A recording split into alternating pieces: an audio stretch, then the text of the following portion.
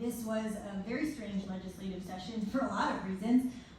But again, we've been talking about real issues facing Floridians, whether it's finding affordable housing, the ability to pay for gas, put food on the table, pay for medications. But in the Florida Legislature, we were fighting about culture wars and really picking fights with one of the largest employers in the state, which drives tourism. So not quite sure what Wizard of Oz land we're living in, quite frankly.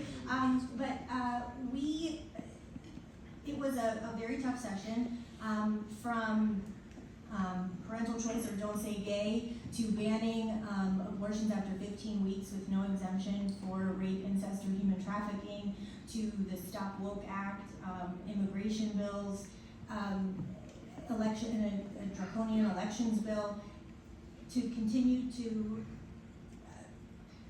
put somebody forward for a presidential run. These are things that we should not be doing in the legislative session. We had 2 jobs this year, and we talked a little bit about redistricting, and that was passing fair maps. We're going back to fix the congressional maps, and a budget. And we couldn't do that on time because we were too busy fighting these culture wars to help somebody's future presidential run. And I think that's dangerous, I think that's scary, and that's not what we should be doing. Listen, I'm going to take a little exception with the narrative of everything the governor does is to run for president. Florida's in great shape, and it's in great shape because of the work we do and the work that he's leading.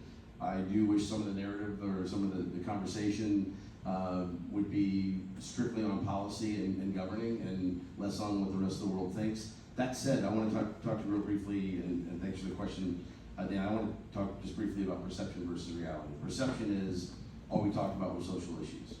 All we talked about were culture wars. We talked a lot about them. But we passed 285 bills sent to the governor. 98% of them were bipartisan. 60% were unanimous, like 100%. And 7 bills were the ones that we debated extensively.